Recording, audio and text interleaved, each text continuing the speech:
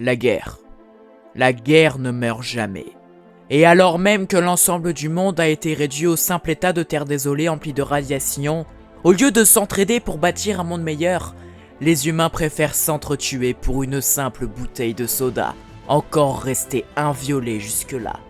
L'humain est égoïste, l'humain est cupide, mais surtout, l'humain est cruel. Et c'est sans doute ce pourquoi le monde désolé de Fallout est ce qu'il est. Un monde égoïste, cupide, et surtout cruel, gangréné par les famines, les radiations et la guerre. Car peu importe à quoi ressemble la Terre, s'il y a bien une chose qui ne disparaîtra jamais, c'est bel et bien la guerre. Car la guerre ne meurt jamais. Et aujourd'hui, entre créatures mutantes, sectes cannibales et autres méga-corporations meurtrières, je te laisse attraper ton Pip-Boy ainsi que ton pistolet 10 mm pour venir avec moi, découvrir ce monde hostile en détail et par-dessus tout, voir à quoi ressemblerait ton existence si tu vivais au sein des terres désolées du monde de Fallout.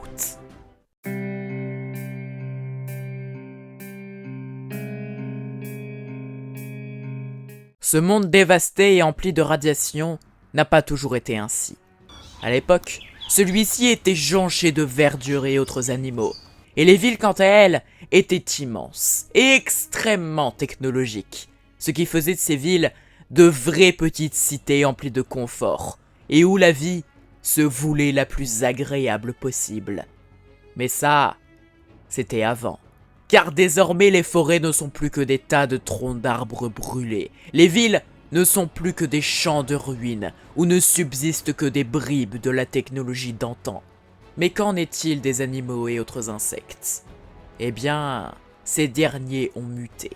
Et ils ont muté en d'affreuses créatures, qui ne possèdent plus que seulement quelques points communs avec leurs ancêtres d'avant-guerre. Et ce n'est pas seulement d'un point de vue purement physique que ces derniers ont muté, car leur cerveau aussi a muté, les rendant hostiles envers toutes les autres créatures, à part celles qui leur ressemblent. Bien que certaines créatures sont tout de même hostiles envers leurs propres semblables. Et par hostilité, je veux bien entendu parler de combats violents pour le contrôle d'un territoire, mais aussi la chasse de leurs ennemis dans le but de les manger. Car comme la grande majorité des végétaux ont disparu, ils sont obligés de chasser pour pouvoir s'alimenter. Et une de leurs sources de nourriture favorites est les humains, qu'ils chassent sans relâche, attaquant parfois des châteaux ou encore des villages entiers, pour non seulement manger leurs résidents, mais aussi pour faire de l'endroit un de leurs avant-postes.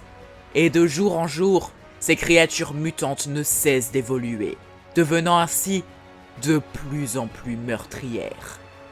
Mais les animaux et autres insectes ne sont pas les seuls à avoir été victimes des radiations, car les humains aussi en ont été victimes, et ceux-ci se sont pour la plupart transformés en ghouls. Ils sont des sortes d'humains avec une apparence cadavérique, capables de penser et de parler, et dotés d'une vie bien plus longue que celle des humains standards. Et à vrai dire, à part leur apparence les plus étranges, ainsi que leur vie très longue, ces ghouls ne sont clairement pas si différentes des humains, à un tel point que ces dernières arrivent très bien à cohabiter avec eux.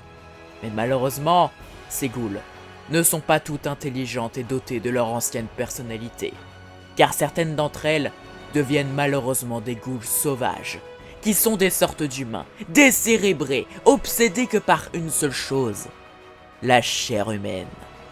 Mais les ghouls ne sont pas les seuls mutants ayant pour base même un humain, car dans les terres désolées, il n'est pas impossible de croiser bon nombre de groupes de super mutants. Ils sont des mutants très peu intelligents, mais en revanche, ils s'illustrent de par leur bestialité, leur méthode de torture, leur résistance accrue, et surtout, leur nombre ahurissant, ce qui fait d'eux les mutants les plus craints de l'ensemble des terres désolées.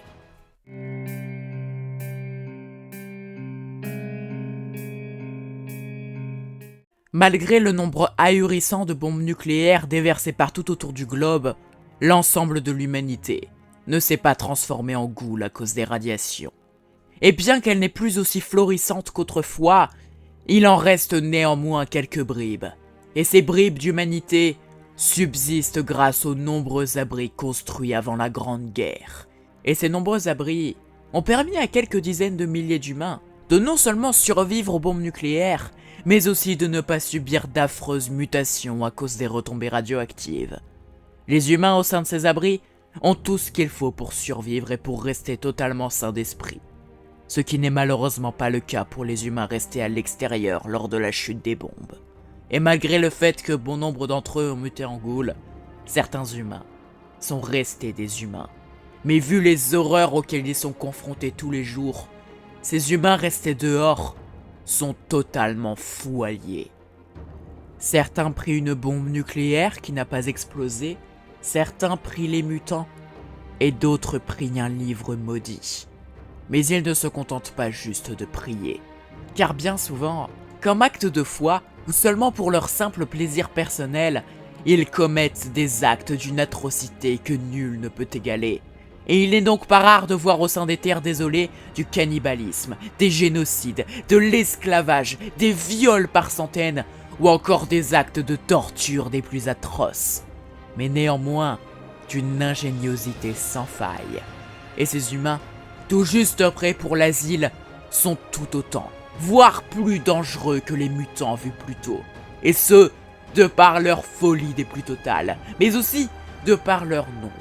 Car en l'espace de plusieurs décennies, l'humanité s'est bien reproduite, permettant ainsi à ces groupes de cinglés de devenir un des pires cauchemars de quiconque réside au sein des terres désolées.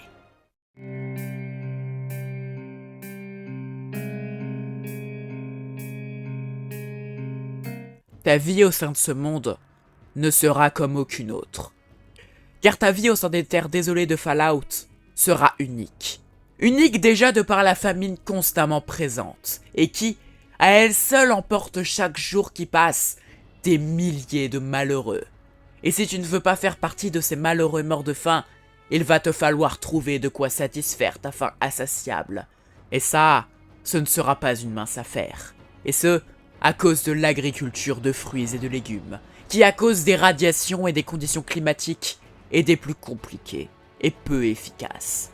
Mais également à cause de l'élevage des animaux, qui là aussi est des plus compliqués. Et ce, notamment dû au fait qu'ils ont été rendus très rares à l'état sauvage.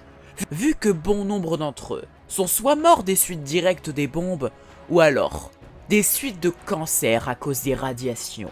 Et le peu d'entre eux qui ont survécu ont muté, pour devenir des créatures ignobles, parfois hostiles et très dangereuses à manger, du fait qu'elles sont fortement irradiées. Et c'est donc ainsi que tes journées seront uniquement guidées par le seul objectif de trouver de la nourriture, pour faire taire cette faim insatiable.